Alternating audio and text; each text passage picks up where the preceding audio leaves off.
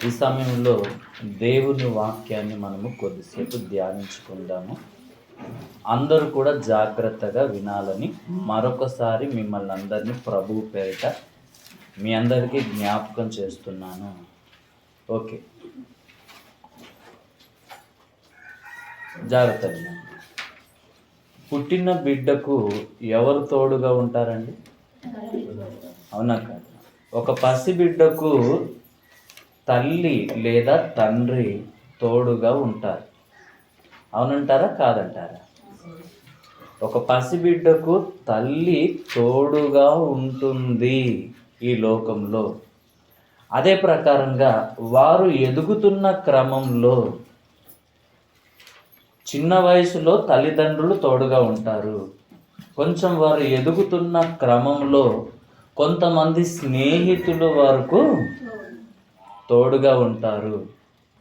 వారు ఇంకా పెద్దగైన తర్వాత పెళ్ళైతే పురుషునికి భార్య తోడుగా ఉంటుంది, స్త్రీకి భర్త తోడుగా ఉంటారు.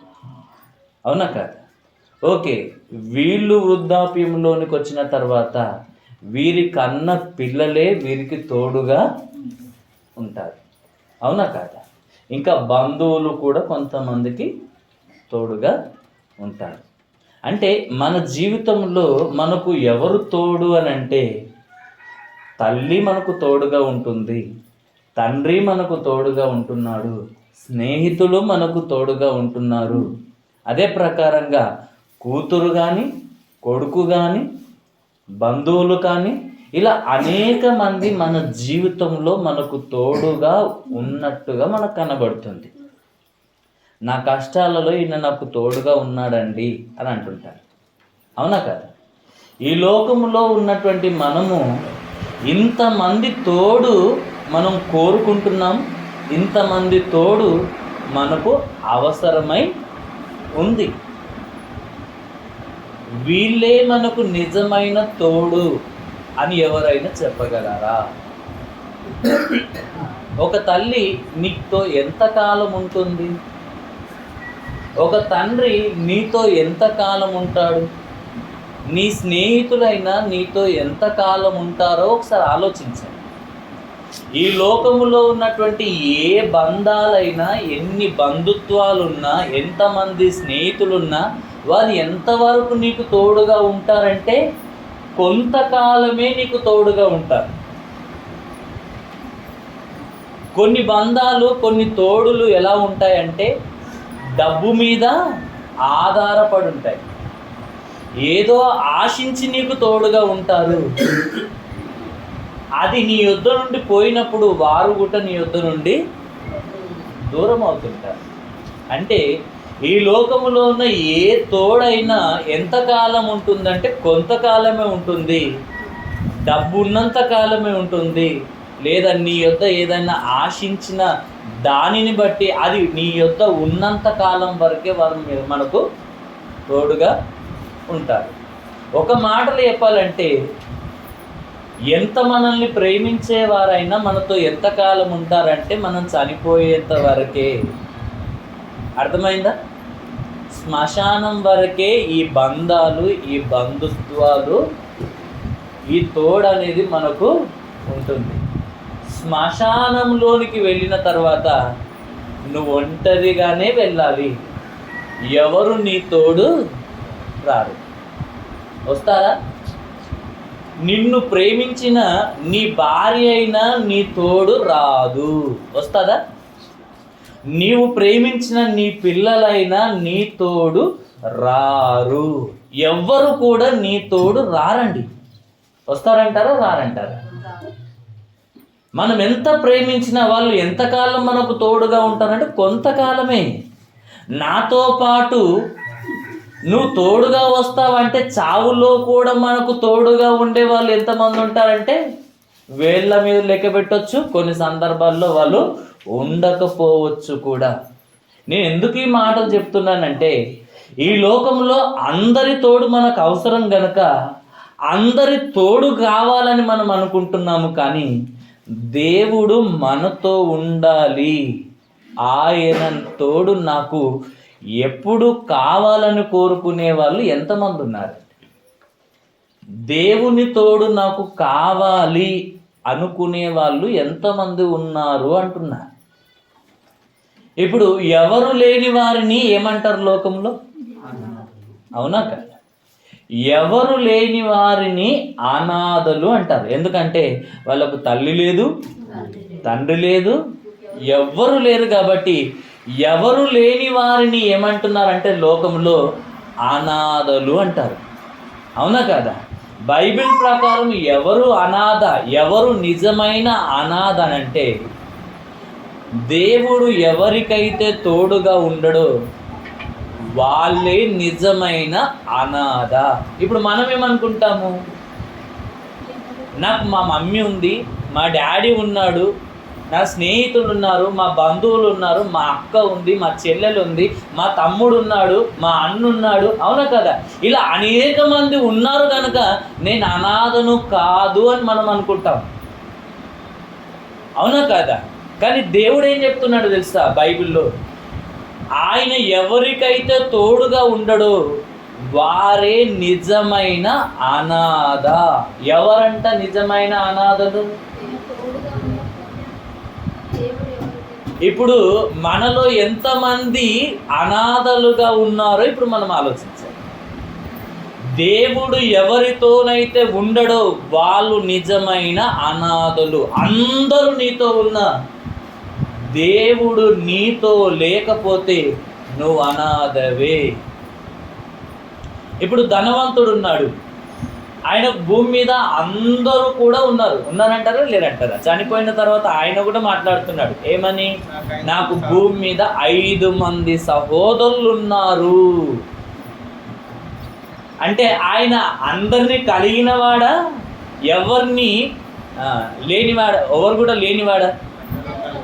అంటే ఆయన అనాథ మాత్రము కాదు, అందరూ ఆయనకు తోడుగా ఉన్నారు.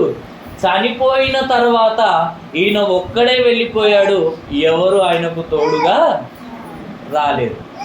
చనిపోయిన తర్వాత ఎక్కడికి వెళ్ళాడు అని ఆలోచిస్తే బైబిల్లో రాయబడింది, ధనవంతుడు చనిపోయిన వెంటనే ఎక్కడికి వెళ్ళాడంట?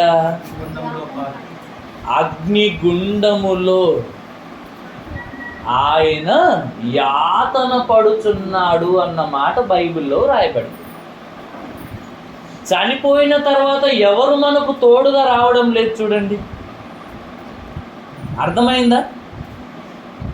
ఒంటరిగానే వెళ్ళిపోయాడు, అక్కడ ఒంటరిగానే శిక్ష అనుభవిస్తున్నాడు. ఎవరైనా ఆయనకు తోడుగా ఉన్నారా? ఈ లోకములో తండ్రి అనేవాడు ఉంటాడు, తల్లి అనేవారు ఉంటారు, భార్య అనేవారు ఉంటారు, భర్త అనేవారు ఉంటారు, పిల్లలు అనేవారు, బంధువులు అనేవారు, అనేక మంది తోడుగా ఉంటారు. కానీ ఎంతవరకు నీకు తోడుగా ఉంటారంటే కొంతకాలమే, డబ్బున్నంత కాలమే, బ్రతికినంత కాలమే మనకు తోడుగా ఉంటారు.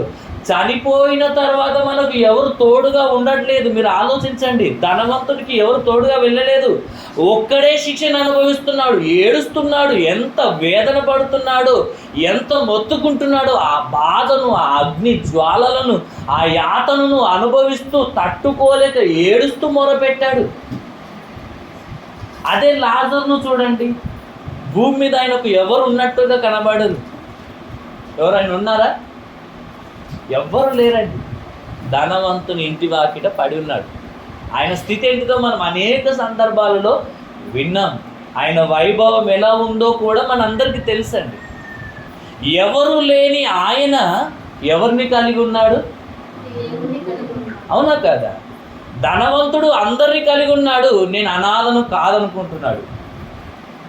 లాజరు ఎవరిని కలిగి లేడు, అందరూ ఆయన ఏమనుకుంటున్నారు? అనాథ అనుకుంటున్నారు. చనిపోయిన ధనవంతుడు అనాథగా మిగిలిపోయాడు.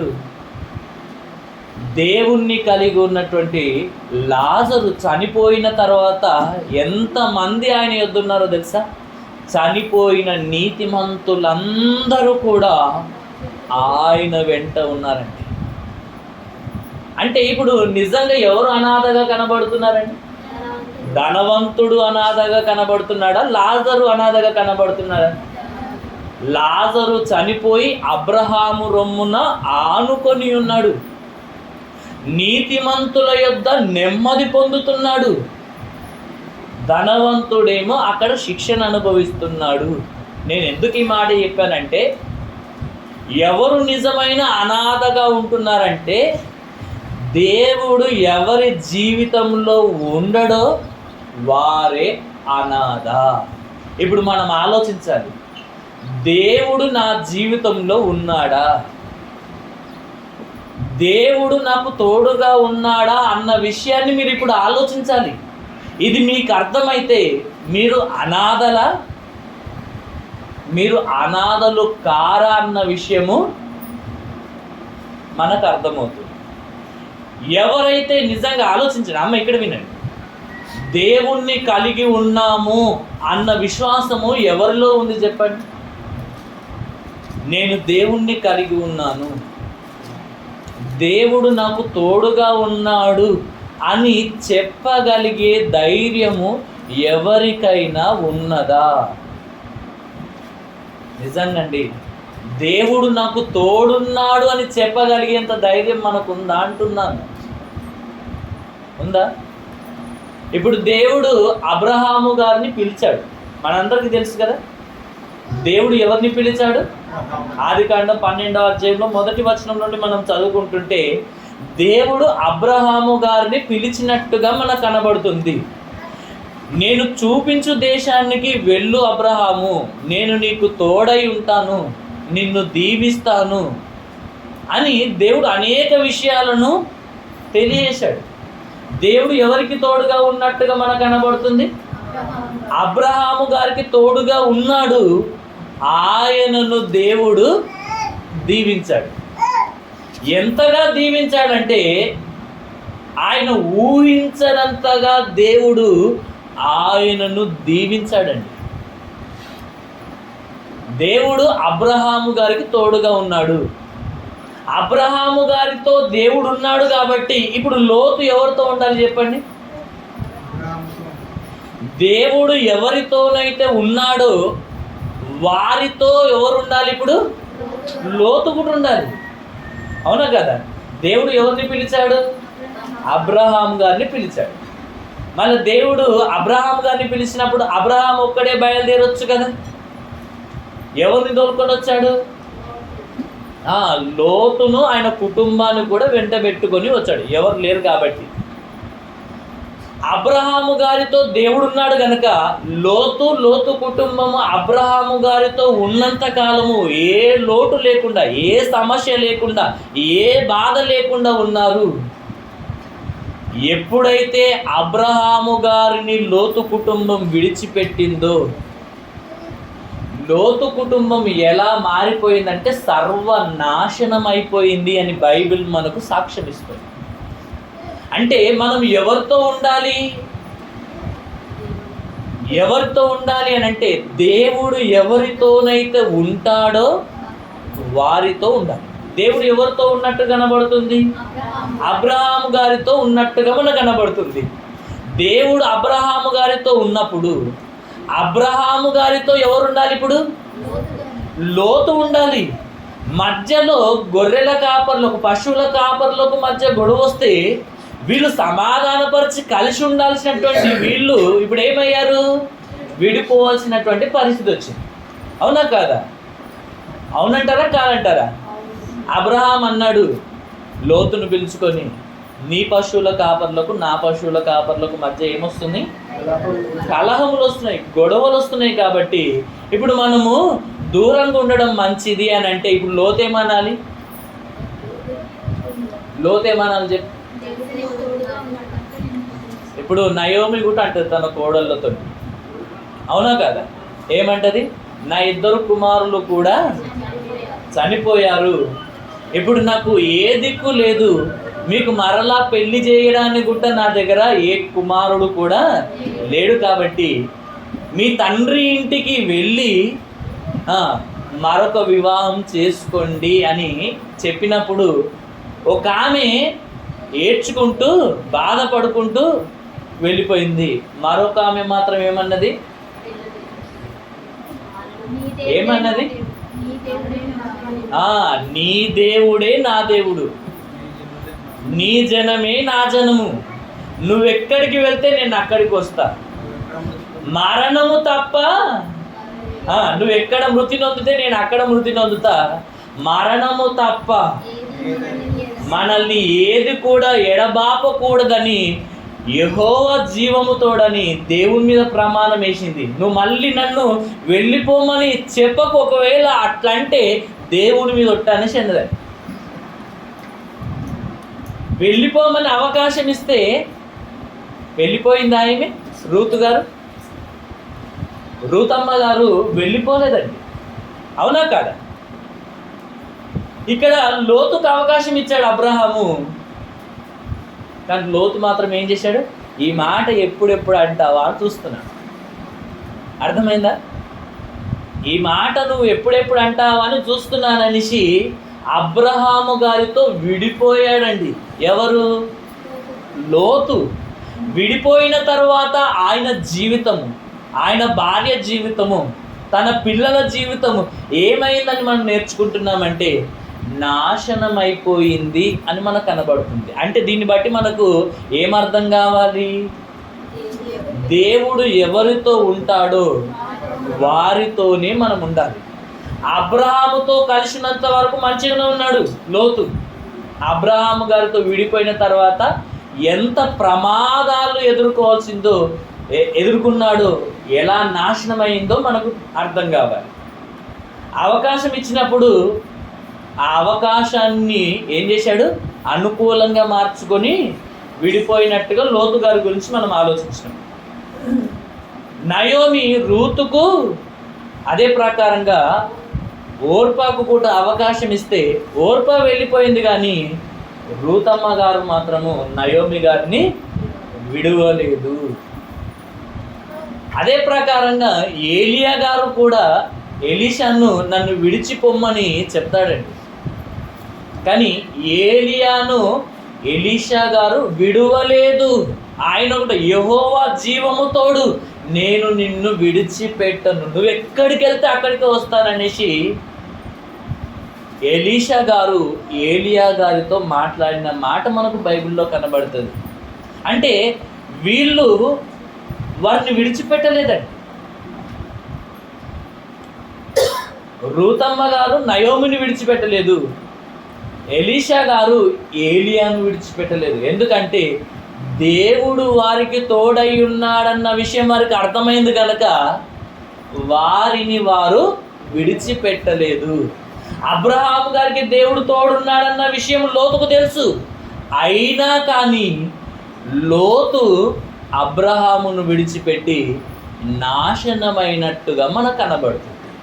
ఇప్పుడు దేవుడు ఇంకా ఎవరికి తోడుగా ఉన్నాడు అని మనం ఆలోచిస్తే భక్తులకు తోడుగా ఉన్నాడు అని మనకు బైబిల్లో కనబడుతుంది. ఇంకా దేవుడు ఎవరికి తోడుగా ఉన్నాడని మనము ఆలోచించాలంటే ఒకసారి యోహాను గారు రాసినటువంటి సువార్త,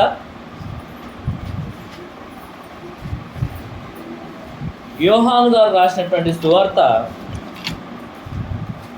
8వ అధ్యాయము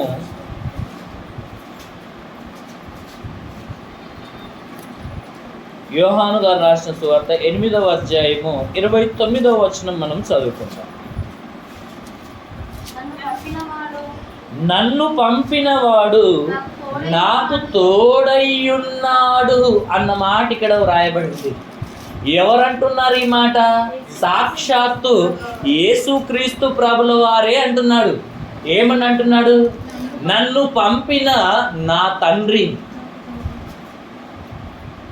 నాకు తోడయ్యున్నాడు అన్న మాట అంటున్నాడండి. యేసు ప్రభు ఏమంటున్నాడు?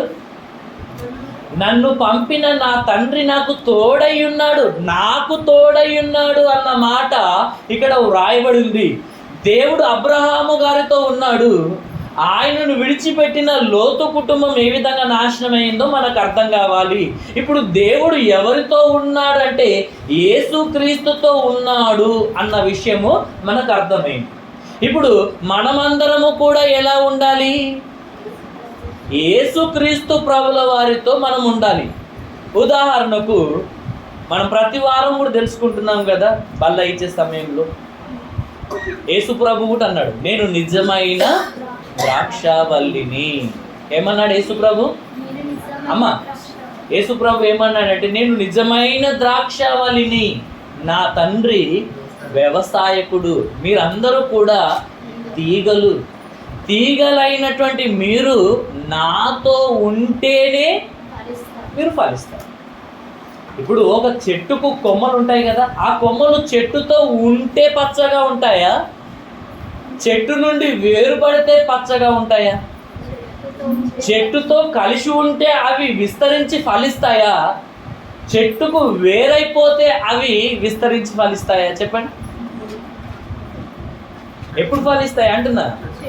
మీకు అర్థం కానికి వెళ్ళండి, ఒక చెట్టు దగ్గరికి వెళ్ళేసి చెట్టు నుండి కొమ్మను తెంపేసేయండి. ఎలా ఉంటుంది చూడండి, తెల్లారేసరికి ఆ కొమ్మ వాడిపోతుంది, 2-3 రోజులు అయిన తర్వాత ఎండిపోతుంది. అంటే ఇక్కడ దేవుడు మనకి ఏం నేర్పిస్తున్నాడంటే, అబ్రహాము గారితో దేవుడు ఉన్నాడు, ఆయనను విడిచిపెట్టిన లోతు కుటుంబం నాశనం అయిందని మనకు అర్థం కావాలి. ఇప్పుడు దేవుడు యేసు ప్రభువుకు తోడుగా ఉన్నాడు, ఆయనతో కలిసి ఉంటేనే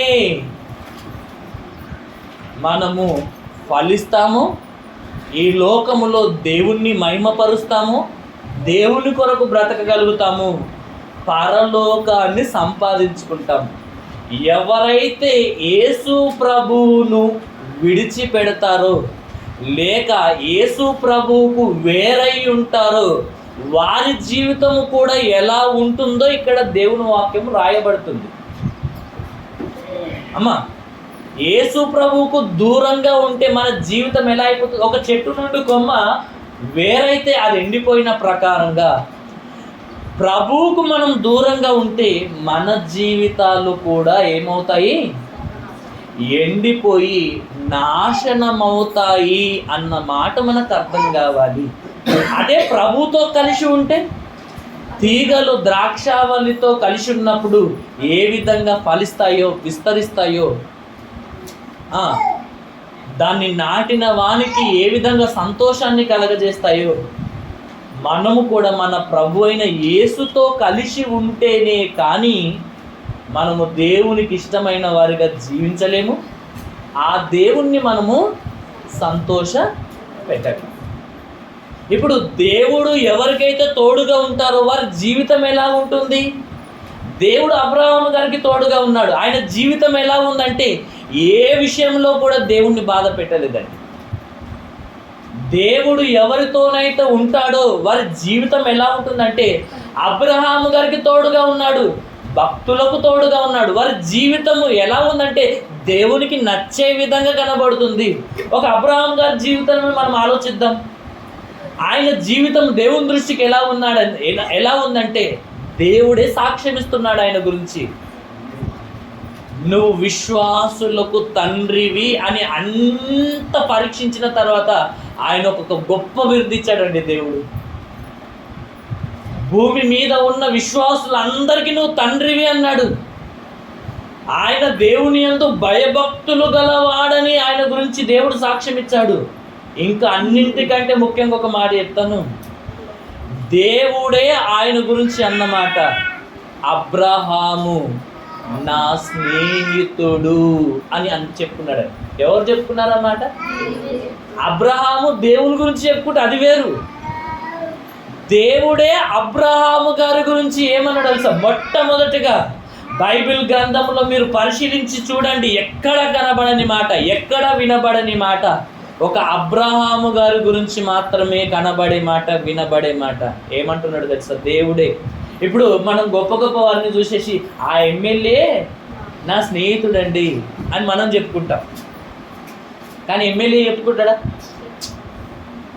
ప్రధానమంత్రి నా స్నేహితుడండి అని మనం చెప్పుకోవచ్చు, కానీ ప్రధానమంత్రి మన గురించి చెప్పుకుంటాడా అంటున్నాడు. వీళ్ళందరూ ఆఫ్టరాలేనండి, వీళ్ళందరూ మనుషులే, కానీ గొప్ప గొప్ప స్థాయిలో ఉంటున్నారు కదా లోకములో గొప్ప గొప్ప స్థాయిలో ఉన్నటువంటి వాళ్ళను చూసి ఆయన మా స్నేహితుడు అంటే, అవునా ఇంత గొప్పవాడు మీ స్నేహితుడా, మీరు చాలా గ్రేట్ అండి అని అంటున్నారు. ఇప్పుడు ఒక చిన్న స్థాయిలో ఉన్నటువంటి మనిషి పెద్ద స్థాయిలో ఉన్నటువంటి వారిని స్నేహితుడని చెప్పుకొని ఎంత గర్విస్తుంటాడు, ఎంత సంతోషిస్తుంటాడు, లోపల ఎంతో ఉప్పొంగిపోతుంటాడు. అవునా కాదా? ఇప్పుడు దేవుని కంటే గొప్పవారు ఎవరైనా ఉన్నారా లోకంలో? దేవుని కంటే గొప్పవారు లోకంలో ఎవ్వరూ లేరండి. అంత గొప్పవాడైన దేవుడు, సర్వశక్తిమంతుడైనటువంటి దేవుడు, సర్వాధికారి అయినటువంటి ఆ దేవుడు, మహోన్నతుడైనటువంటి దేవుడు, ఆయనే అబ్రహాము గారి గురించి ఏమంటున్నాడంటే ఇదిగో అబ్రహాము గారు నా స్నేహితుడు అన్నాడు. ఎంత గొప్ప మాట! అంత గొప్ప స్థాయిలో ఉన్నటువంటి ఆయన అబ్రహాం గారిని ఎంత గొప్ప చేస్తున్నాడో చూడండి. అబ్రహాము నా స్నేహితుడు అని అంటున్నాడు అంటే మనకు అర్థం కావాలి ఇక్కడ. అంటే అబ్రహాము గారి జీవితం ఎలా ఉంది? దేవుడు ఆయనకు తోడుగా ఉన్నాడు గనుక, ఆయన దేవునితో సహవాసం చేస్తున్నాడు గనుక, దేవుడు అతనికి తోడుగా ఉన్నప్పుడు ఆయన జీవితం ఎంత విశ్వాసముతో ఉందో, ఎంత భక్తితో ఉందో, దేవుని ఎంత ప్రేమిస్తున్నాడో, దేవుని ఎంత నమ్ముతున్నాడో, దేవుని కొరకు ఏదైనా చేయడానికి ఇష్టపడుతున్నాడు. తన కుమారుణ్ణి కూడా ఇవ్వడానికి వెనుక తీయలేదంటండి. 25 సంవత్సరాలు నిరీక్షించాడు ఆ కుమారుడి కొరకు. దేవుడు దేశాన్ని ఇస్తానన్నాడు. అక్కడికి వెళ్ళిన తర్వాత నీకు కాదు 4వ తరానికి ఆ దేశాన్ని ఇస్తానని అంటే అక్కడ డిసప్పాయింట్ కాలేదండి, అవిశ్వాసానికి గురి కాలేదండి. అయినప్పటికీ ఎంత నమ్మకంగా ఉన్నాడంటే అన్నిటినిచ్చిన ఒక కోటలు కట్టుకొని ఆయన ఈ లోకంలో సంతోషించాలనుకోలేదండి. గుడారాలు వేసుకొని భూమి మీద ఉండి పరలోక పట్టణం కొరకు ఎదురు చూసిన గొప్ప విశ్వాసం అబ్రహాం గారి జీవితంలో కనబడుతుంది. అంటే దేవుడు ఎవరికైతే తోడుగా ఉంటాడో వారి జీవితం ఎంత గొప్పగా ఉంటుందో మనకు అర్థం కావాలి. ఇప్పుడు యేసు ప్రభువుకు దేవుడు తోడుగా ఉన్నాడు, ఆయన జీవితం ఎంత గొప్పగా ఉందో ఒకసారి ఆలోచించండి. దేవుని తర్వాత అంత గొప్పవాడు ఎవరైనా ఉన్నారంటే యేసు ప్రభువే. అవునంటారా కాదంటారా?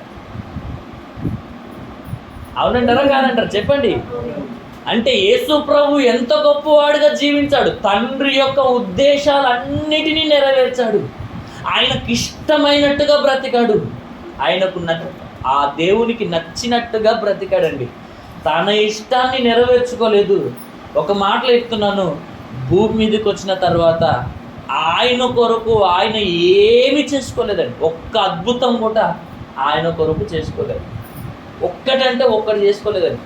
ఇతరుల కొరకే ఆలోచించాడు కానీ, నశించిపోతున్నటువంటి వారి కొరకే ఆలోచించాడు కానీ, పాపముల చేత శాపముల చేత చచ్చిన స్థితిలో ఉండి నరకానికి జారిపోతున్నటువంటి వారిని బ్రతికించి దేవుని యొద్దకు తీసుకురావడానికి, వారిని మార్చడానికి, వారిని రక్షించడానికి ఆయన ఆలోచించాడు తప్ప తన కొరకు తాను ఆలోచించుకోలేదు. తన కొరకు తాను ఎంత మాత్రము కూడా ఎప్పుడు కూడా ఏడవలేదండి. మన కొరకే ఏడ్చాడు. ఇప్పటికే పరలోకములో ఉండి మన కొరకే ఆయన విజ్ఞాపన చేస్తున్నాడు. అంటే యేసు ప్రభు జీవితము ఎంతో గొప్పగా కనబడుతుందో మనకు అర్థం కావాలి. అంటే దేవుడు ఎవరికైతే తోడుగా ఉంటాడో వారి జీవితము ఎంత గొప్పగా కనబడుతుందంటే ఒక ఉన్నతమైన స్థితిలో కనబడుతుంది, దేవునికి నచ్చే విధంగా కనబడుతుంది. యేసు ప్రభుకు దేవుడు తోడుగా ఉన్నాడు అని అన్న మాట ఇక్కడ వ్రాయబడింది. 29వ వచనం చూడండి. నన్ను పంపిన వాడు నాకు తోడై ఉన్నాడు కనుక. అప్పుడు యేసు ప్రభు ఏం చేస్తున్నాడంట? ఆయనకిష్టమైన కార్యములనే నేను ఎల్లప్పుడూ చేస్తున్నాను అన్న మాట వ్రాయబడిందండి. దేవునికి ఇష్టమైన కార్యాలనే చేస్తున్నాడంటే ఎప్పుడు తనకిష్టమైన పని ఎప్పుడు చేసుకోలేదంట. ఇప్పుడు మనమందరం ఏం చేస్తున్నాం చెప్పండి? అంటే ఎవరికైతే దేవుడు తోడుగా ఉంటాడో వారి జీవితంలో ఎలాంటి పనులు చేస్తారంటే ఎప్పటికీ దేవునికి ఇష్టమైన పనులే చేస్తారండి. ఇప్పుడు మనం ఆలోచిద్దాం, దేవుడు మనకు తోడుగా ఉన్నాడు అని మనం అనుకుందాం.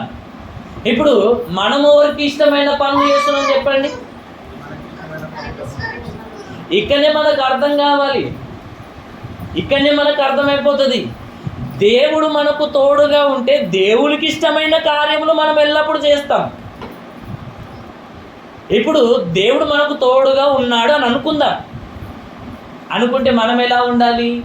దేవునికి ఇష్టమైన పనులే మనం ఎల్లప్పుడూ చేయాలి. కానీ మనం ఎవరికి నచ్చిన పనులు చేస్తున్నాం చెప్పండి? అబద్ధం చెప్పకుండా నిజం చెప్తే మనకిష్టమైన పనులనే మనం ఎల్లప్పుడూ కూడా చేసుకుంటున్నామండి. మనకిష్టమైన పనులు చేసుకుంటున్నాం. దేవునికి ఇష్టమైన పని నువ్వు ఏం చేస్తున్నావు చెప్పండి? నీ జీవితంలో దేవునికి ఇష్టమైన పని నేను ఇది చేశానని చెప్పుకోవడానికి నీ జీవితంలో ఏదైనా ఉందా? మిమ్మల్ని మీరు పరీక్షించుకోనండి. దేవుని కొరకు నేను విశ్వాసంతో మనస్ఫూర్తిగా నేను ఈ పని చేశాను అని చెప్పుకునేంత విశ్వాసం మనకు ఉందా? ఒకసారి ఆలోచించండి. మన కొరకు మనమే చేసుకుంటే దేవుడు మనకు తోడుగా లేడన్న విషయము ఇక్కడనే మనకు అర్థమవుతుంది. అవునా కాదు? ఇక్కడ ఇంకేమంటున్నాడు?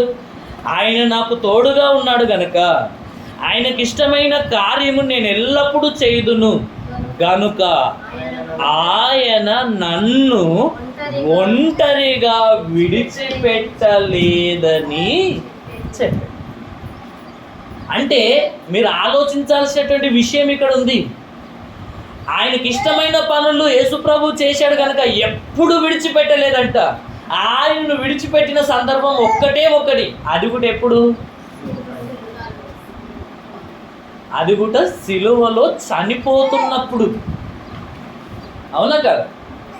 చనిపోయే సమయంలో ఆయన అప్పగింపబడే సమయంలో కొంతకాలము దేవుడు ఆయన చెయ్యి విడిచాడండి. ఎంతకాలం విడిచాడు దేవుడు ఆయన చెయ్యి? కొంతకాలము ఆయన చెయ్యి విడిచాడు. కొంతకాలం. అది కూడా భరించలేకపోయాడండి యేసుప్రభు.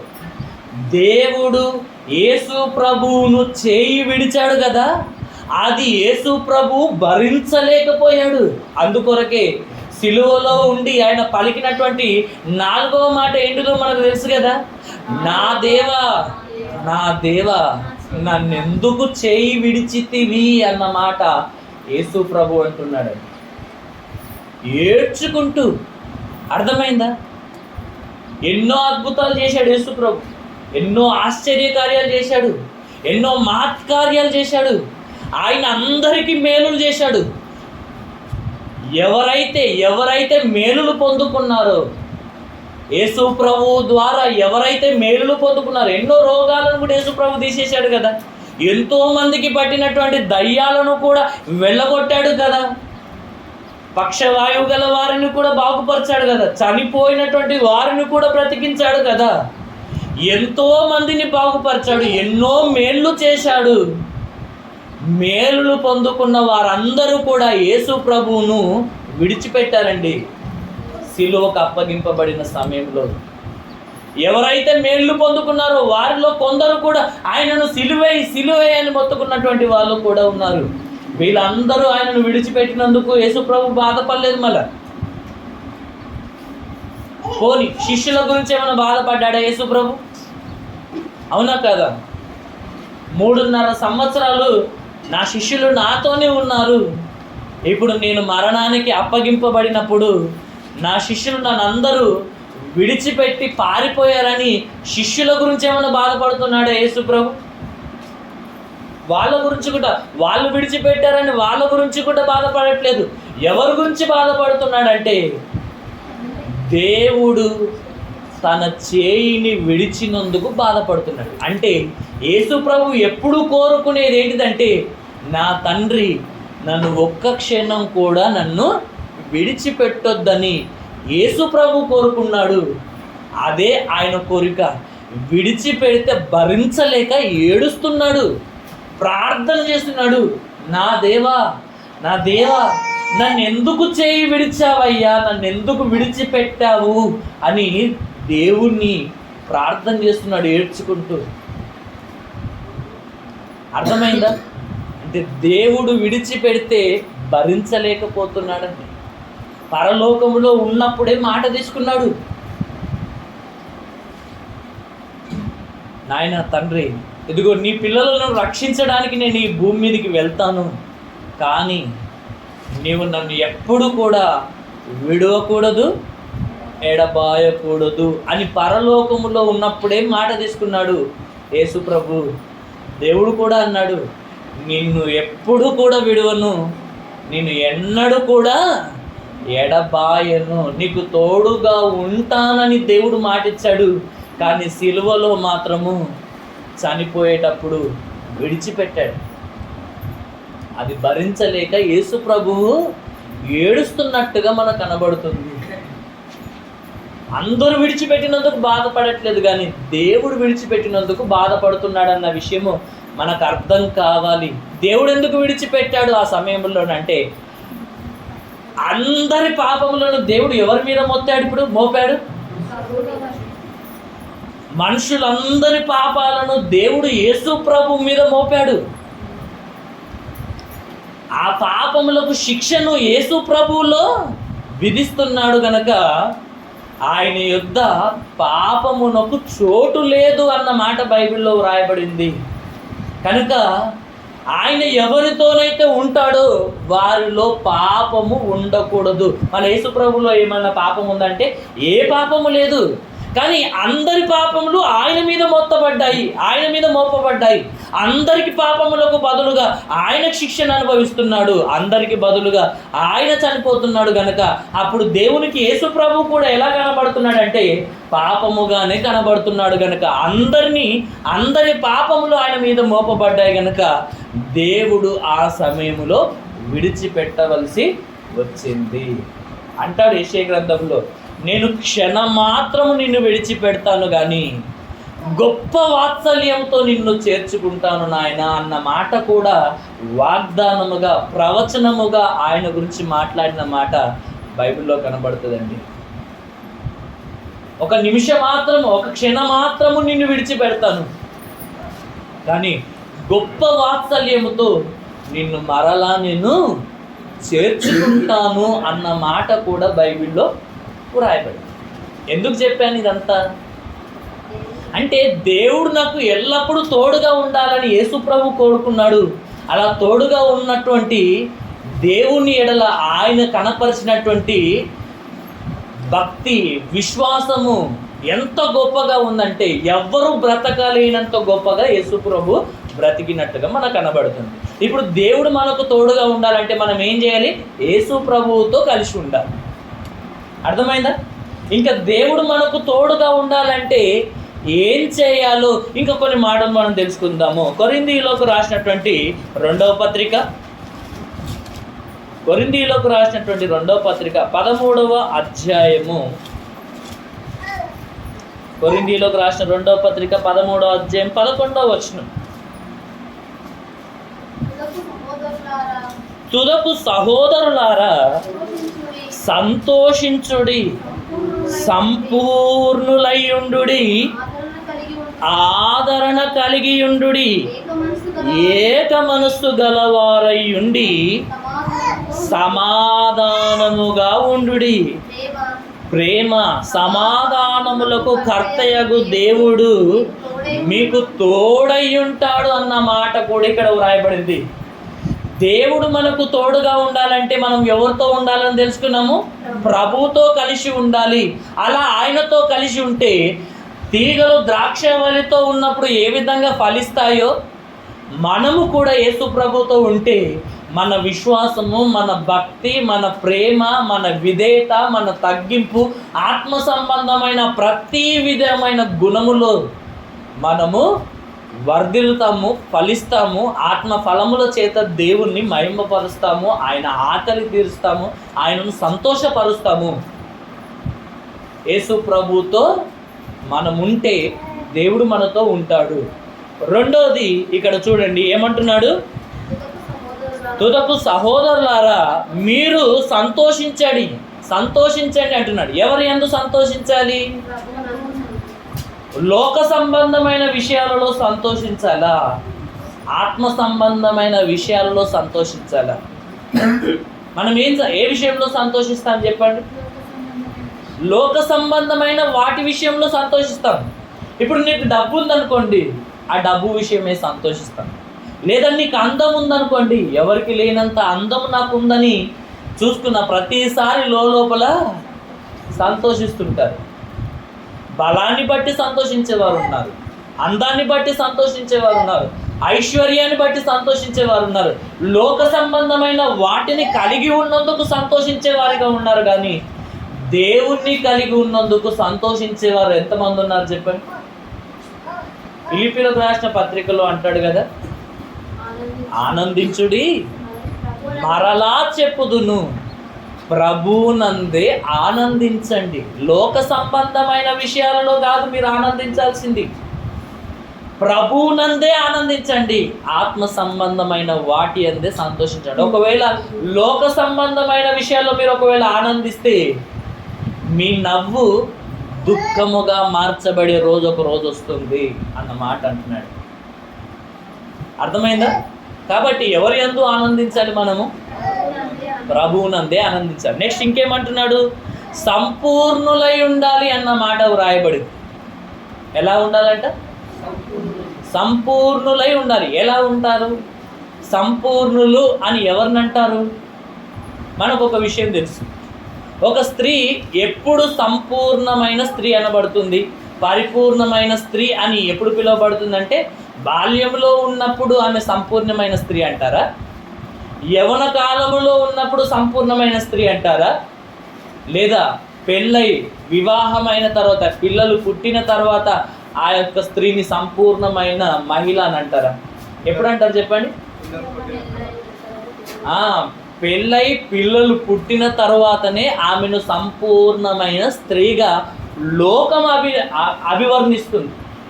ఇప్పుడు మనము సంపూర్ణులమై ఉండాలి. ఏ విషయంలో సంపూర్ణులమై ఉండాలి?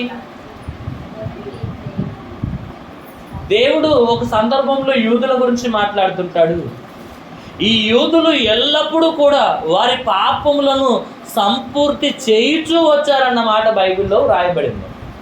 అమ్మ, ఈ యూదులు ఉన్నారు కదా, వాళ్ళు ఎలా ఉన్నారంటే వారి పాపములను వారు ఎల్లప్పుడూ కూడా సంపూర్తి చేస్తూ పాప విషయంలో వారు సంపూర్ణులై ఉన్నారు అన్న మాట వ్రాయబడింది. ఇప్పుడు మనం ఏ విషయంలో సంపూర్ణులమై ఉండాలి? నోవాహు కాలంలో ఉన్నటువంటి ప్రజలు పాపముతో నిండిపోయారు. సొదొమ గొమొర్రా పట్టణస్థులు పాపముతో నిండిపోయారు. అంటే పాపములో పరిపూర్ణులయ్యారు అన్న మాట మనకు అర్థం కావాలి. అంటే లోకములో ఉన్నటువంటి వారు, ప్రభువునందు లేని వారు ఎలా ఉంటున్నారంటే పాపములో పరిపూర్ణులై ఉంటున్నారు. మళ్ళీ క్రీస్తునందున్న మనము ఏ విషయంలో పరిపూర్ణులై ఉండాలి? క్రీస్తు స్వారూప్యములో పరిపూర్ణులమై ఉండాలి. ఆయన రూపాన్ని పొందుకోవాలి. ఆయన లక్షణాలు మన జీవితంలో ఉండాలి.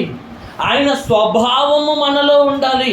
ఎఫెసీలోకి రాసినటువంటి పత్రికలో ఒక మాట అంటాడు, ప్రేమ కలిగి సత్యము చెప్పుచు క్రీస్తు వలె ఉండుటకు మనము అన్ని విషయాలలో ఎదుగుదుము అన్నమాట. ఏమని వ్రాయబడింది అక్కడ? ప్రేమ కలిగి సత్యము చెప్పుచు మనం అన్ని విషయాలలో క్రీస్తు వలె ఉండడానికి ఎదగాలి అని అంటున్నాడు. అక్కడ కొలస్సీలకు రాసినటువంటి పత్రికలో ఏమంటాడంటే వీటన్నింటినీ ధరించుకోవాలని చెప్తుంటాడు. 3వ అధ్యాయం 12వ వచనం నుండి వీటి అన్నింటికి అనుబంధమైనది, వీటన్నింటికంటే ముఖ్యమైనది పరిపూర్ణమైన ప్రేమను మీరు కలిగి ఉండాలి అన్న మాట వ్రాయబడింది. మళ్ళా ప్రేమ అంటే ఎవరు? ప్రేమ అంటే ఎవరు? దేవుడు ప్రేమ అయి ఉన్నాడు అన్న మాట కూడా బైబిల్లో వ్రాయబడింది. ఆయన ప్రేమా స్వరూపి అన్న మాట కూడా మనం విన్నాము. అంటే ప్రేమను కలిగి ఉండాలి అని అంటే మీకు ఏమర్థమైంది? ఇప్పుడు మరలా ఎక్కడికి వచ్చాము? దేవుని యొద్దకే వచ్చాము. అంటే దేవుణ్ణి కలిగి ఉండాలి అంటే టోటల్గా మనం క్రీస్తునందు పరిపూర్ణులం అవ్వాలి. కానీ లోకములో పాప విషయమై మనము పరిపూర్ణులము కావద్దు అన్న విషయము మనం అర్థం చేసుకోవాలి. నెక్స్ట్ ఇంకేమంటున్నాడు? ఆదరణ కలిగి ఉండండి అని అంటున్నాడు. ఆదరణ కలిగి ఉండాలి అన్న మాట అంటున్నాడు. ఎందుకు అంటున్నాడు ఈ మాట? ఆదరణ కలిగి ఉండాలి అన్న మాట దేవుడు ఎందుకు అంటున్నాడు అంటున్నా? ఎవరికి అర్థమైతే లేదా? ఇప్పుడు ఓకే, టైం కొంచెం అవుతుంది కాబట్టి నేను చెప్పాల్సినటువంటి విషయాలు ఉన్నాయి, కానీ ఒక్క మాటలో చెప్పేస్తున్నాను, ఆలోచించండి. అర్థమైందా? ఆదరణ కలిగి ఉండాలి అన్న మాట మనం ఎలా అర్థం చేసుకోవాలని అంటే, ఇప్పుడు దేవుణ్ణి నమ్మిన మనము దేవుడు చెప్పినట్టుగా బ్రతికితే మన పరిస్థితి ఎలా ఉంటుందో తెలుసా? దేవుడు చెప్పినట్టుగా నువ్వు బ్రతికితే కొంతమంది నీకు నీ జీవితంలో నుండి దూరం కూడా అయిపోతారు. అవుతారంటారా? అవును కదా? కొన్ని సందర్భాలలో నువ్వు నిజం చెప్పు. ఇప్పుడు సందర్భాలను చెప్పడానికి టైం లేదు, ఆలోచించండి. కొన్ని సందర్భాలు వచ్చినప్పుడు నిజం చెప్పి అంటున్నారు, ఏమవుతుంది? నీ అనుకున్న వాళ్ళే నిన్ను విడిచిపెట్టాల్సినటువంటి పరిస్థితి వస్తుంది. అవునా కదా? యేసు ప్రభువు నమ్ముకున్నప్పుడు కొన్ని సందర్భాలలో మనల్ని కూడా కొంతమంది విడిచిపెడతారు. అవునా కదా? కాబట్టి ఆ విషయంలో మనము ఆదరణ కోల్పోవద్దు. అర్థమైందా? ఎవరి యందు మనము ధైర్యంగా ఉండాలంటే దేవుని ఎడల మనము ధైర్యం కలిగి ఉండాలి. ఎవరున్నా ఎవరు లేకపోయినా దేవుడు నాకుంటే చాలు అని ఆదరణ కలిగి ఉండాలి. ఎందుకు చెప్తున్నానో తెలుసా? లోకమంతా నీ వెంట ఉన్న దేవుడు లేడనుకోండి, ఇంతకుముందు చెప్పాను కదా, నువ్వు అనాథవే. లోకమంతా నీ జీవితంలో నీ లేకపోయినా సరే, వారు నీకు తోడుగా లేకపోయినా సరే, దేవుడు ఒక్కడు నీకు తోడుగా ఉన్నాడు అనుకోండి, నిజంగా నువ్వు ఎప్పుడు అనాథవు కాదు అన్న మాట కూడా బైబిల్లో ఉంది. తెలుసా? నేను మిమ్మును అనాథలుగా విడువను అన్న మాట యోహాను గారు రాసినటువంటి సువార్తలోనే 14వ అధ్యాయము 18వ వచనంలో వ్రాయబడి ఉంటుంది. నేను మిమ్మును ఎప్పుడు కూడా అనాథలుగా విడువను అన్న మాట అక్కడ వ్రాయబడింది. విడుస్తాడా దేవుడు? విడువడు. ఒక తల్లి నిన్ను విడిచిపెట్టినా, తండ్రి నిన్ను విడిచిపెట్టినా, నీ అన్న నిన్ను విడిచిపెట్టినా, నీ తమ్ముడు నిన్ను విడిచిపెట్టినా, నీ అక్క నిన్ను విడిచిపెట్టినా, నీ చెల్లి నిన్ను విడిచిపెట్టినా, నీ కుమారులు నిన్ను విడిచిపెట్టినా, నీ భార్య, నీ భర్త ఎవ్వరు నిన్ను విడిచిపెట్టినా, దేవుడు మాత్రం నిన్ను విడువడు అన్న సంగతి నీకు అర్థం కావాలి. నిజమైన నీ తోడు ఎవరో చెప్పండి. ఇప్పుడు మనం అనుకుంటాం, నా తోడు నా భర్తేగా, కాబట్టి నా జీవితం నా భర్తకే అంకితం, ఇక నా భర్తను తప్ప నేను ఎవరిని ప్రేమించాలి అనుకుంటారా? అవునా కాదా?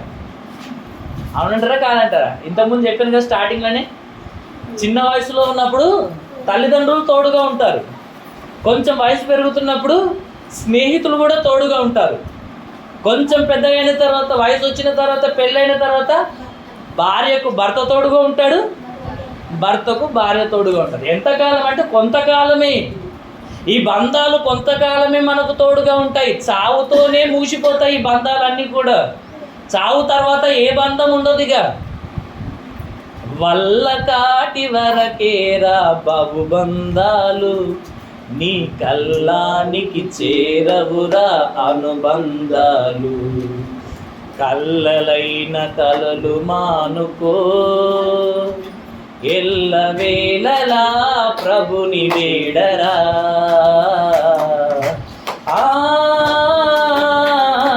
హల్లెలూయా, హల్లెలూయా. 3 నాళ్ళ ముచ్చట కోసం ఈ మనిషి పడే తపన చూడరా. 3 నాళ్ళ ముచ్చట కోసం ఈ మనిషి పడే తపన చూడరా. అర్థమైందమ్మా? ఇప్పుడు మనం ఏం నేర్చుకోవాలంటే, ఈ బంధాలు శాశ్వతం కాదు, దేవునితో మనకుండే బంధమే శాశ్వతమైనది. గనక ఎవరున్నా లేకపోయినా కానీ దేవుడు నాకు తోడుగా ఉండాలి అని మనం కోరుకోవాలి. ఆ దేవుడు మనకు తోడుగా ఉండాలంటే మనం యేసు ప్రభుతో కలిసి ఉండాలని నేర్చుకుంటున్నాము, ఆయన యందే ఆనందించాలని తెలుసుకుంటున్నాము, ఆయన యందు పరిపూర్ణులమై ఉండాలని తెలుసుకుంటున్నాము, ఆయన యందు ఆదరణ కలిగి ఉండాలని నేర్చుకుంటున్నాము, ఇతరులను ఆదరించాలని కూడా మనం నేర్చుకుంటున్నాము. నెక్స్ట్ ఇంకేమంటున్నాడు?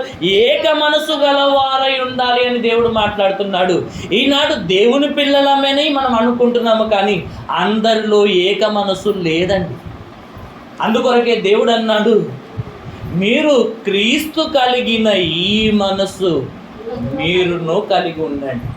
ఏ మనసు కలిగి ఉండాలంటే మీరందరూ, మనమందరము క్రీస్తు ఏ మనసు అయితే కలిగి ఉన్నాడు ఆ మనస్సు మనకుంటే పగలెందుకుంటాయి, ప్రతీకారాలు ఎందుకుంటాయి, ఈర్ష్య, ద్వేషము, కోపాలు ఇవన్నీ మన జీవితంలో ఎందుకుంటాయి చెప్పండి? ప్రేమ తప్ప మన జీవితంలో ఏది ఉంటుందండి? నిజమా కాదంటారా? నిజమంటారా కాదంటారా అంటున్నా.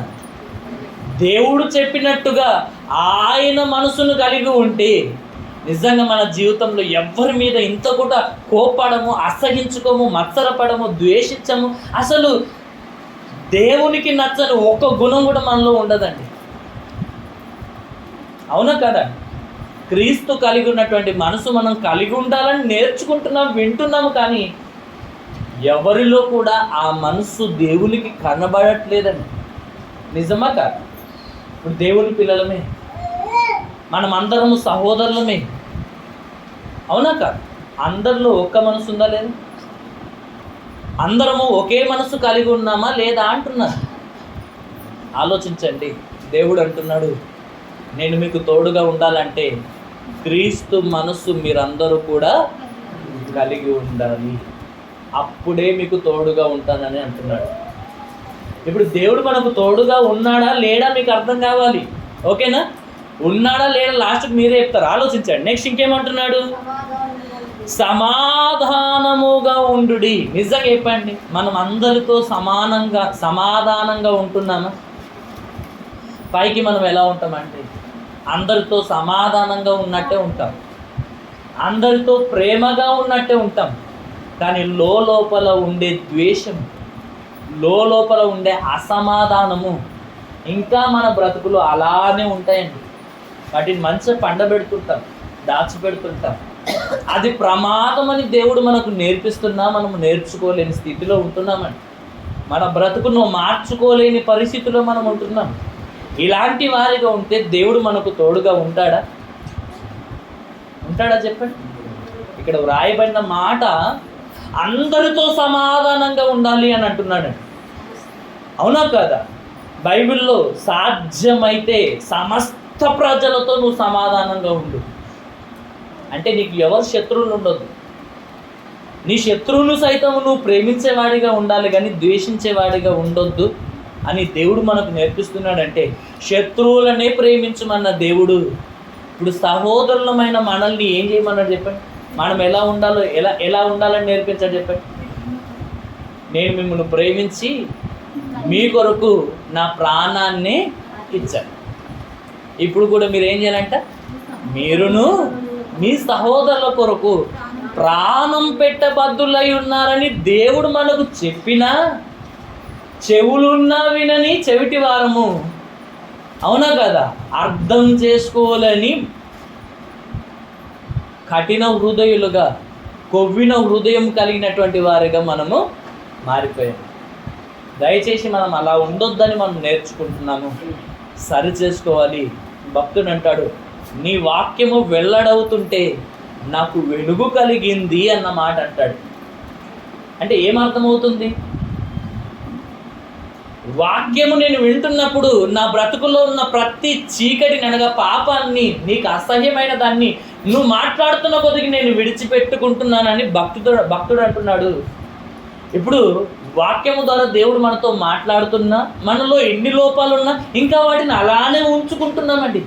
ఎందుకు మారలేకపోతున్నాం? ఇంకా మన హృదయాన్ని ఎందుకు కఠినపరచుకోవాలనుకుంటున్నాము? ఎందుకు ఇంకా దేవుణ్ణి బాధపరచాలనుకుంటున్నాము? ఆలోచించండి. ఎందుకు ఇలా అనుకుంటామో తెలుసా? సాతానుడు నీకు తోడుగా ఉంటేనే కానీ ఈ పని నువ్వు చేయలేవు. ఇంకా మారాలన్న ఆలోచన నీకు రావట్లేదంటే ఎందుకు రావట్లేదో తెలుసా? దేవుడు గారు నీకు తోడుంటుంది. సాతానుడు నీకు తోడుగా ఉండి నాశనకరమైన మార్గములో నిన్ను నడిపిస్తున్నాడన్న విషయం నీకు అర్థం కావాలి. నాశనకరమైన మార్గములో మనల్ని నడిపిస్తున్నాడు. నెక్స్ట్ ఇంకేమంటున్నాడు అక్కడ? అందరితో సమాధానంగా ఉండాలి. ఎలాంటి పగలు, ప్రతీకారాలు, ద్వేషాలు మనకు ఒకరి మీద ఒకరికి ఉండకూడదని దేవుడు మనకు నేర్పిస్తున్నాడు. ఇలా ఉంటే ప్రేమ సమాధానములకు కర్తయగు దేవుడు మీకు తోడై ఉంటాడు అన్న మాట కూడా ఇక్కడ వ్రాయబడింది. ఒకసారి ఫిలిప్పీలోకి రాసినటువంటి పత్రిక 4వ అధ్యాయము, ఫిలిప్పీలోకి రాసినటువంటి పత్రిక 4వ అధ్యాయంలో పౌలు గారు కూడా పరిశుద్ధాత్మ ప్రేరేపణ చేత ఒక మాట మాట్లాడుతున్నాడు. 4వ అధ్యాయం 9వ వచనం, మరియు మీరు నా వలన ఏమి నేర్చుకొని అంగీకరించితిరో, నా యందున్నట్టుగా ఏమి వింటిరో, ఏమి చూచితిరో అట్టి వాటిని చేయుడి, అప్పుడు సమాధానకర్తయగు దేవుడు మీకు తోడై ఉంటాడు. ఈ మాట పౌలు గారు ఎందుకు అంటున్నాడంటే, ఆయన ఏ భక్తుడు అని ఒక మాట అన్నాడండి. కొరింథీయులకు రాసిన పత్రికలో 11వ అధ్యాయం 1వ వచనంలో ఏ భక్తుడు అని ఒక మాట అంటాడు. ఏంటిదో తెలుసా? నేను క్రీస్తును పోలి నడుచుకొనుచున్న ప్రకారము మీరు నన్ను పోలి నడుచుకొనుడి అన్న మాట నిజంగా ఏ భక్తుడు కూడా అనలేడండి. అలాంటి మాట పౌలు గారే అన్నాడు. అలా బ్రతికాడు కూడా. ఆ బ్రతికిన పౌలు గారు అంటున్నాడు, నేను దేవుని కొరకు ఎలా బ్రతికానో మీరు కూడా అలానే బ్రతకండి. నేను దేవుని కొరకు ఏం చేశానో మీరు కూడా అలానే చేయండి. నేను దేవుడు చెప్పినట్టుగా ఎలా బ్రతికానో మీరు అలా బ్రతికితే దేవుడు మీకు తోడుగా ఉంటాడు అన్న మాట ఇక్కడ వ్రాయబడింది. యోహాను గారు రాసినటువంటి సువార్తను ఇంతకుముందు మనం చదువుకున్న ప్రకారం 8వ అధ్యాయంలో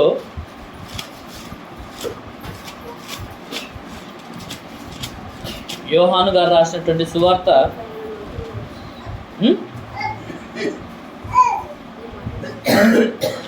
14వ అధ్యాయం, యోహాను గారు రాసినటువంటి సువార్త 14వ అధ్యాయము 23-24 వచనాలు. యేసు, ఒకడు నన్ను ప్రేమించిన ఎడల వాడు నా మాట గైకొనును, అప్పుడు నా తండ్రి వానిని ప్రేమించును, మేము వాని యొద్దకు వచ్చి వాని యొద్ద నివాసము చేతుము అన్న మాట యేసుక్రీస్తు ప్రభుల వారు ఇక్కడ మాట్లాడుతున్నాడు. చూడండి ఏమంటున్నాడు? ఒకడు నన్ను ప్రేమించిన ఎడల వాడు నా మాట గైకొంటాడు అన్న మాట వ్రాయబడింది. అంటే మనము ప్రభువును ప్రేమిస్తే, దేవుణ్ణి ప్రేమిస్తే దేవుడు ఏది చెప్పినా చేస్తామంట. అది కష్టమైనా నష్టమైన, చివరికి అది మన మరణకరమైన పరిస్థితి అక్కడ ఉన్నా కానీ దేవుని మాటనే వింటామంట. అర్థమైందా? అర్థం కాలేదా? దేవుని మాటనే వింటామంట, కానీ ఎవరి మాట వినమంట. అర్థమైందా? అర్థం కాలేదా? ఒకడు నన్ను ప్రేమిస్తే నా మాటనే వింటాడు, నేను చెప్పినట్టుగానే బ్రతుకుతాడు. అలా ఎవరైతే చేస్తారో వానిని నా తండ్రి ప్రేమిస్తాడు అన్నమాట రాయబడింది. అదేంటిది? బైబిల్లో ఒక మాట ఉంది, దేవుడు లోకమును ఎంతో ప్రేమించను అన్నమాట. అంటే దేవుడు లోకములో ఉన్న వారందరినీ ప్రేమిస్తున్నాడు కదా. మరలా ఇక్కడేంటిది? ఎవరైతే నేను చెప్పిన మాట ప్రకారం బ్రతుకుతారో వారినే దేవుడు ప్రేమిస్తాడు అన్నమాట. తండ్రి ప్రేమిస్తాడని ప్రత్యేకంగా ఇక్కడ మరలా ఎందుకు చెప్తున్నాడంటే, పాపములో ఉన్నటువంటి వారందరూ కూడా రక్షించబడాలి అని, వారందరూ కూడా పాపములో నుండి విడుదల పొందాలి, రక్షణ పొందాలి, నరకాన్ని తప్పించుకోవాలి, పరలోకానికి రావాలి అన్న ప్రేమ దేవుడు అందరి ఎడల కలిగి ఉన్నాడు. కానీ దేవుడు నిజంగా ఎవరిని ప్రేమిస్తున్నాడు? అందరిని ప్రేమిస్తున్నాడు. వాళ్ళందరూ మారాలని, వాళ్ళందరూ మారి తమ బ్రతుకులను మార్చుకొని నరకాన్ని తప్పించుకొని పరలోకానికి రావాలని. కానీ దేవుడు ఇక్కడ ప్రత్యేకంగా ఎవరిని ప్రేమిస్తున్నాడని యేసు ప్రభు ద్వారా చెప్తున్నాడు తెలుసా? ఇక్కడ యేసు ప్రభు అంటున్నమాట, నన్ను ప్రేమించువాడు నా మాట గైకొంటాడు. ఎవరైతే నా మాట వింటారో, ఎవరైతే నేను చెప్పినట్టుగా బ్రతుకుతారో వారిని నా తండ్రి ఏం చేస్తాడంట? ప్రేమిస్తాడు అన్న మాట వ్రాయబడి ఉంది. అంటే దేవుని చేత మనము ప్రేమించబడాలంటే యేసు ప్రభు మాట మనం వినాలి, ఆయనకు నచ్చినట్టుగా మనము బ్రతకాలి. అర్థమైందా? ఒకవేళ మనము దేవుణ్ణి ప్రేమించకపోతే ఏమంటున్నాడు కిందికి వచ్చేసరికి? నన్ను ప్రేమించని వాడు నా మాటలో గైకొనడు. మీరు వినుచున్న మాట నా మాట కాదు, నన్ను పంపిన నా తండ్రిదే అన్న మాట అంటున్నాడు. అంటే మీరు దేవుని మాట వింటే ఆయన మీతో ఉంటాడు, మీతో నివాసం చేస్తాడు అన్న మాట వ్రాయబడింది. మరలా చెప్తున్నాను, దేవుణ్ణి ప్రేమిస్తే ఆయన మాట వింటాము, ఆయన చెప్పినట్టుగా బ్రతుకుతాము. ఎవరైతే అలా బ్రతుకుతారో దేవుడు వారిని ప్రేమిస్తాడంట, వారితో నివాసం చేస్తాడంట. దేవుడు ఉంటాడు, యేసు ప్రభు ఉంటాడు, పరిశుద్ధాత్ముడు ఉంటాడు. అవునా కదా? ఇప్పుడు షాప్కి వెళ్ళాం అనుకోండి, ఒకటి కొంటే 2 ఫ్రీ అనేసి అన్నాడు అనుకోండి, ఏం చేస్తాం మనము? కొంటమా? ఇక్కడ 1000 రూపాయల ఐటమ్ ఉంది, ఇక్కడ 1000 రూపాయలకు 3 ఉన్నాయి, బై 1 get 2 అన్నాను అనుకోండి, ఏం కోరుకుంటాం మనం? అవునా కదా? ఏది కోరుకుంటాం అంటున్నా? ఇక్కడ 1000 రూపాయలు పెడితే ఒకటే వస్తుంది, ఇక్కడ 1000 రూపాయలు పెడితే 3 వస్తాయి, ఒకటి కొంటే 2 ఫ్రీ అంట. అర్థమైందా? దేవుడు ఎవరితోనైతే ఉంటాడో వారితో యేసు ప్రభు ఉంటాడు, పరిశుద్ధాత్ముడు ఉంటాడు. లేదా యేసు ప్రభు ఎవరితోనైతే ఉంటాడో వారితో దేవుడు ఉంటాడు, పరిశుద్ధాత్ముడు ఉంటాడు. ఇది మీకు అర్థం కావాలి. ముగింపులో ఈ మాట చెప్తాను, ఒక 15 నిమిషాల్లో ముగించేస్తాను. ఆలోచించండి. ఇక్కడ మనకు అర్థం కావాల్సిన విషయం ఏంటంటే, దేవుడు ఎవరితో ఉంటాడో ఇప్పుడు మనం నేర్చుకున్నాం. దేవుడు మనతో ఉంటే పరిస్థితి ఎలా ఉంటుందో తెలుసా? అబ్రహాం లాగా, భక్తుల్లాగా, యేసు ప్రభు లాగా గొప్పగా బ్రతుకుతాము అని మనం నేర్చుకున్నాం. ఇంకా దేవుడు మనకు తోడుగా ఉంటే మన జీవితంలో ఎలాంటి పరిస్థితులు వచ్చినా దేవుడు మనకు ఎలా సహాయం చేశాడో 2-3 మాటలు నేను చూపించి నేను ముందుకు వస్తాను. ఒకసారి 23వ అధ్యాయం కీర్తన గ్రంథము 23వ అధ్యాయము 4వ వచనం చదవండి ఒకసారి. కీర్తన గ్రంథము 23వ అధ్యాయము 4వ వచనం. గాఢాంధకారపు లోయలో నేను సంచరించినను ఏ అపాయమునకు భయపడను, ఎందుకంటే నీవు నాకు తోడై ఉన్నావు గనుక నేను ఎక్కడికి వెళ్ళినా దేనికి భయపడను అన్న మాట. అంటే దేవుడు మనకు తోడుగా ఉంటే ధైర్యం వస్తుంది అన్న మాట మనం నేర్చుకోవాలి. ఉదాహరణగా ఒక దానియేలు గారిని మనం చూసుకుందాం. ఆయన ఏం చేశాడు? దేవుని ప్రేమించాడు, దేవునికి భయపడ్డాడు, దేవుని యందు భయభక్తులు కలిగి ఉన్నాడు కనుక దేవుడు అతనికి తోడుగా ఉన్నాడు.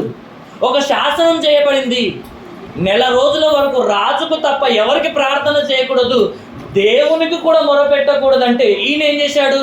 మనుషుల మాట వినలేదు, దేవుని మాటనే విన్నాడు. తన అలవాటు ప్రకారము, తన వాడుక ప్రకారం వెళ్ళి ప్రతిరోజు 3 మారు ప్రార్థన చేస్తున్నారు, పట్టుకున్నారు, బంధించారు, శాసనం ప్రకారము ఎక్కడ వేశారు? సింహాల బోనులో వేశారు. అవునా కాదా? ఇప్పుడు ఈయన భయపడ్డాడా, ధైర్యంగా ఉన్నాడా చెప్పండి?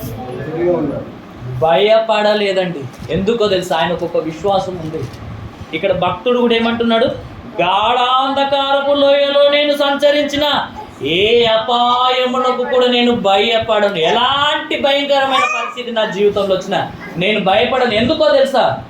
నీవు నాకు తోడై ఉంటావు గనక నేను భయపడను అని భక్తుడు అంటున్నాడు. ఇప్పుడు దానియేలు గారిని సింహాల గుహలో వేశారు. ఇప్పుడు ఆయన భయపడుతున్నాడా, ధైర్యంగా ఉంటున్నాడా?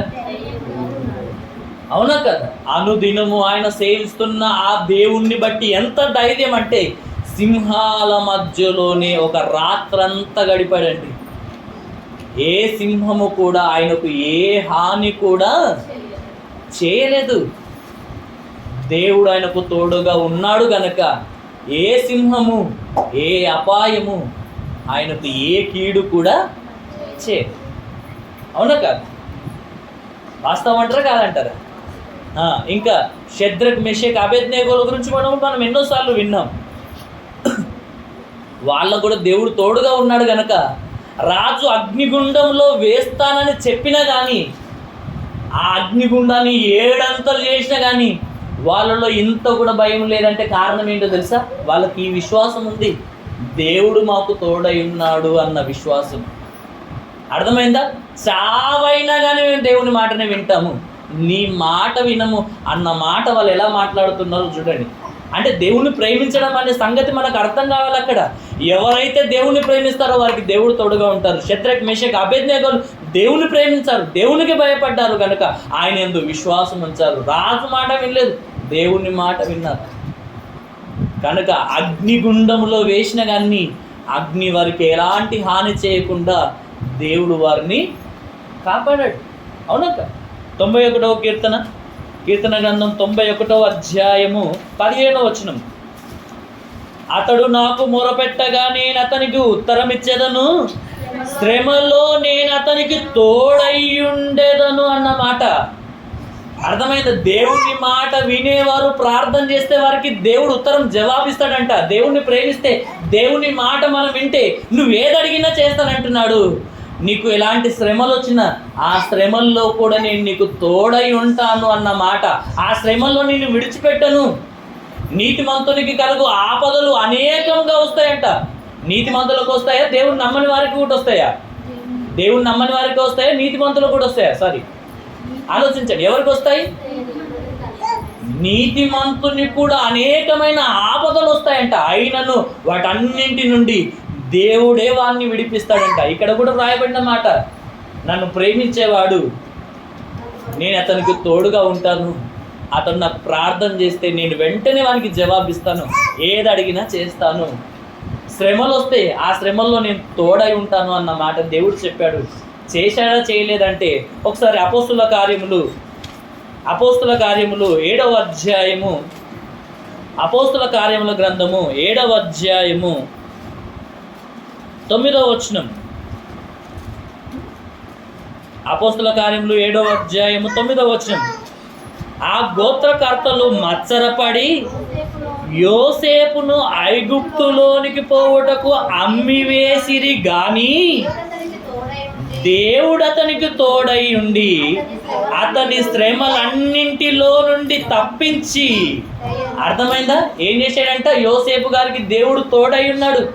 అన్నలు మత్సరపడ్డారు, అమ్మి వేసుకున్నారు. అక్కడికి వెళ్ళిన తర్వాత ఎన్నో శ్రమల పాలయ్యాడు. చివరికి చెరసాలలో కూడా కొన్ని సంవత్సరాలు ఉండాల్సినటువంటి పరిస్థితి.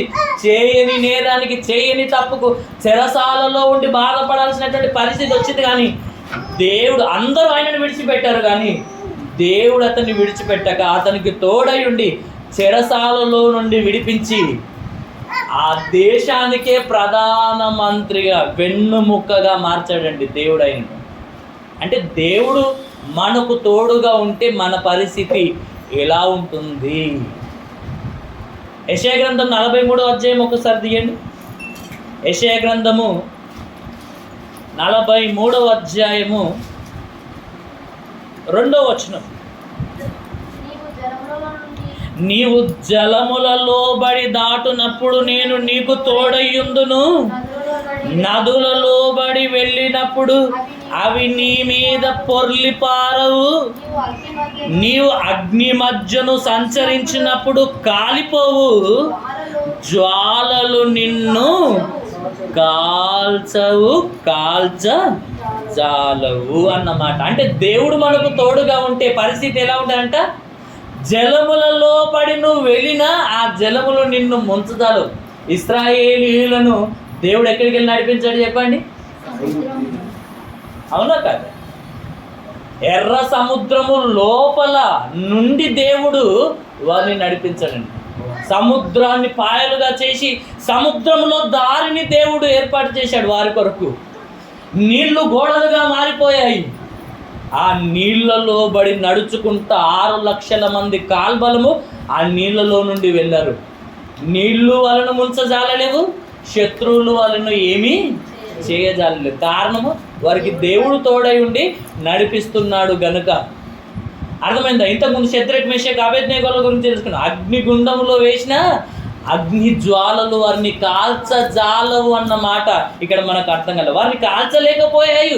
ఇక్కడ కూడా ఎవరికైతే దేవుడు తోడుగా ఉంటారో వారిని అగ్ని కూడా ఏమీ చేయలేదు అని మనం నేర్చుకోవాలి. ఇప్పుడు పాత నిబంధన ప్రకారము ఇది మనకు అర్థమైంది. కొత్త నిబంధన ప్రకారము అగ్ని మనల్ని కాల్చజాలదంటే మనం ఏం అర్థం చేసుకోవాలి చెప్పండి? అగ్ని లాంటి శ్రమలు వచ్చిన నీ విశ్వాసమును ఆ అగ్ని చంపకూడదు. అర్థమైంది? అగ్ని లాంటి శ్రమలు వచ్చినాయి అనుకోండి, అగ్ని ఏం చేస్తుంది? కాల్చివేస్తుంది, దేనైనా కాల్చివేస్తుంది. అర్థమైందా? అగ్ని లాంటి శ్రమలు నీకు వచ్చాయనుకోండి, ఒక మనిషి నిప్పు చేత తగలబెట్టుకున్నాడు అనుకోండి, ఏమవుతాడు? బూడిదైపోతాడు, చచ్చిపోతాడు. ఈ అగ్ని లాంటి శ్రమలలో నువ్వు ఏ విషయంలో చనిపోకూడదంటే, విశ్వాసం విషయంలో కానీ, భక్తి విషయంలో కానీ, దేవుని ప్రేమించే విషయంలో కానీ, విధేయత విషయంలో కానీ, అన్ని ఆత్మ సంబంధమైన ఏ విషయంలో కూడా నువ్వు చనిపోకూడదు. ఆ అగ్ని నిన్ను చంపకూడదు. ఆ అగ్ని ఏం చేయాలో తెలుసా? ఆ అగ్నిని నువ్వు ఎలా వాడుకోవాలో తెలుసా? నీవు పరిపూర్ణం కావడానికి, నువ్వు ఇంకా మేలిమి బంగారుగా మారడానికి ఆ అగ్ని లాంటి శ్రమలను, శోధనలు నువ్వు స్వీకరించాలి. ఆ అగ్ని చేత నీలో ఉన్న దేవునికి నచ్చని చిన్న చిన్న మలినాలను కూడా నువ్వు ఏం చేయాలి? ఇప్పుడు తొలగించుకోవాలి. ఇలా మనము స్వచ్ఛమైన మేలిమి బంగారుగా మనం మార్చబడాలి. అర్థమైందా? ఆలోచించండి. ఇంకా దేవుడు మనకు తోడుగా ఉంటే పరిస్థితి ఎలా ఉంటుంది? దేవుడు ఎవరికి తోడుగా ఉంటాడో తెలుసుకున్నాం. దేవుడు తోడుగా ఉంటే మనం ఏ విధంగా కాపాడబడతామో కూడా తెలుసుకున్నాం. ఇంకా రాయబడిన మాట, ఆయన ఏమన్నాడు తెలుసా? నీ పాదములకు రాయి కూడా తగలనీయను అన్నాడు. ఏమన్నాడు? దేవుని కాపుదల. దేవుడు మనకు తోడుగా ఉంటే ఆయన కాపుదల ఎలా ఉంటుందో తెలుసా? ఇలా ఉంటుంది అన్నాడండి. ఇదే కీర్తన గ్రంథంలో కూడా ఒక మాట అంటాడండి. ఏమంటాడో తెలుసా? ఒకసారి చదవండి ఆ మాట. కీర్తన గ్రంథం 90వ అధ్యాయము. కీర్తన గ్రంథం 91వ అధ్యాయము. డైరెక్ట్ మీరు ఆ వచనం చదవండి. 5వ వచనం నుండి మీరు చదవండి. 5వ వచనం నుండి కీర్తన గ్రంథం 91వ అధ్యాయం 5వ వచనం. రాత్రి వేళ కలుగు భయమునకైనను, పగటి వేళ ఎగురు బాణమునకైనను, చీకటిలో సంచరించు ఏ తెగులుకైనను, మధ్యాహ్నమందు పాడు చేయు రోగమునకైనను నీవు భయపడకుందువు. నీ ప్రక్కన 1000 మంది పడినను, కుడి పక్కను 10,000 మంది కూలినను, అపాయము నీ యొద్దకు రాదు అంటున్నాడండి. ఎప్పుడు రాదంట? నీ ఎడమ పక్కన 1000 మంది నువ్వు చూస్తుండగానే చనిపోతున్నారు అనుకోండి, ఎట్లుంటుంది చెప్పండి? వణికిపోతుంటాం, అవునా? పారిపోతుంటాం అండి, అవునా కదా? కుడి పక్కన 10,000 మంది నీ కళ్ళ ముంగటనే చనిపోతున్నా, అపాయము నీ యొద్దకు రానియను అంటున్నాడు. అర్థమైందా? ఏ సమస్య కూడా నీ దగ్గరికి రానివ్వను, ఒకవేళ వస్తే నేనే వాటి నుండి విడిపిస్తాను అన్నాడు. అంటే దీన్ని బట్టి మనకేం అర్థమవుతుంది? దేవుడు మనకు తోడుగా ఉంటే ఏం జరుగుతుందంట? మనం గొప్పగా బ్రతుకుతాము అంటున్నాడు. ఎవరికి తోడుగా ఉంటాడంటే తెలుసుకున్నాం. ఎవరికి తోడు అంటే యేసు ప్రభువుతో ఎవరైతే ఉంటారో వారికి తోడుగా ఉంటానంటున్నాడు. ఆయనతో ఎవరైతే ఉండరో వారు చెట్టు నుండి వేరుపడిన కొమ్మలాగా ఎండిపోయి నాశనమైసారు. అంతకుముందు మనం తెలుసుకున్నాం అబ్రహాముతో కలిసి ఉన్న లోతు కుటుంబం ఎలా ఉండే, అబ్రహాము నుండి విడిపోయిన తర్వాత లోతు కుటుంబం ఎలా అయిపోయిందని. అర్థమైందా? దేవునితో ఉంటే ఇంకా ఎలా ఉంటామంటే ఎలా కాపాడబడతామో ఇప్పుడు మనం నేర్చుకున్నాం.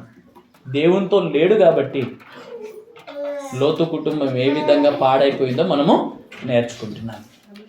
అమ్మ ఇక్కడ చెప్పండి, ముగించేస్తున్నాం. ఏ బంధమైనా ఏ బంధుత్వాలైనా చావు వరకే ఉంటాయి, కొంతకాలం ఉంటాయి. కానీ దేవుడు మాత్రం నిన్ను ఎప్పుడు విడువడు, ఎప్పుడు ఎడబాడు. తల్లి మర్చిన, తండ్రి మర్చిన, నీ అన్న, నీ తండ్రి, ఈ లోకములో ఉన్న వారందరూ నిన్ను మర్చిపోయినా విడిచిపెట్టినా కానీ దేవుడు నిన్ను విడిచిపెట్టాడు. ఆయనను ప్రేమిస్తే, ఆయన మాట వింటే ఏమన్నా తెలుసా? సదాకాలం యుగ సమాప్తి వరకు నేను తోడై ఉంటానని యేసు ప్రభు చెప్పాడు. ఈ లోకాన్ని వదిలిన తర్వాత కూడా దేవుడు మనకు తోడుగా ఉంటాడు తెలుసా? ఈ లోకాన్ని వదిలిపెట్టిన తర్వాత కూడా దేవుడు మనకు తోడుగా ఉంటాడు. ప్రకటన చివరి మాట, ప్రకటన గ్రంథం 21వ అధ్యాయము 3వ వచనం. ప్రకటన గ్రంథం 21వ అధ్యాయము 3వ వచనం. అప్పుడు ఇదిగో దేవుని నివాసము మనుషులతో కూడా ఉన్నది, ఆయన వారితో కాపురముండును, వారాయన ప్రజలై ఉందురు. దేవుడు తానే వారికి దేవుడై ఉండి వారికి తోడై ఉండును. ఆయన వారి కన్నుల ప్రతి బాష్ప బిందువును తుడిచివేయును. మరణము ఇక ఉండదు, దుఃఖమైనను, ఏడుపైనను, వేదనైనను ఇక ఉండదు అన్నమాట. ఎప్పుడు దేవుడు మనకు తోడుగా ఉంటే అందరూ కూడా చావు వరకే తోడుంటారేమో కానీ మరణము తరువాత కూడా దేవుడు నీకు తోడుగా ఉంటాడంట. దేవుని మాట వింటే. అర్థమైందమ్మా? అందరి తోడు చావు వరకే వస్తుంది కానీ దేవుని తోడు ఎలా ఉంటుందంట? చావు తరువాత కూడా నిన్ను విడిచిపెట్టదంట. ఆయన మాట వింటే ఆయన నీకు దేవుడై ఉంటాడు అంటున్నాడు. నువ్వు ఆయన కుమారుడవై ఉంటావు. ఇంకేం చేస్తానంటున్నాడు తెలుసా? ఆయన మనతో ఉండి మన కన్నుల ప్రతి బాష్ప బిందువును ఆయన తుడిచివేస్తాడంటున్నాడు. ఇక మరణం ఉండదుగా, రెండవ మరణం మనకు ఉండదంటున్నాడు.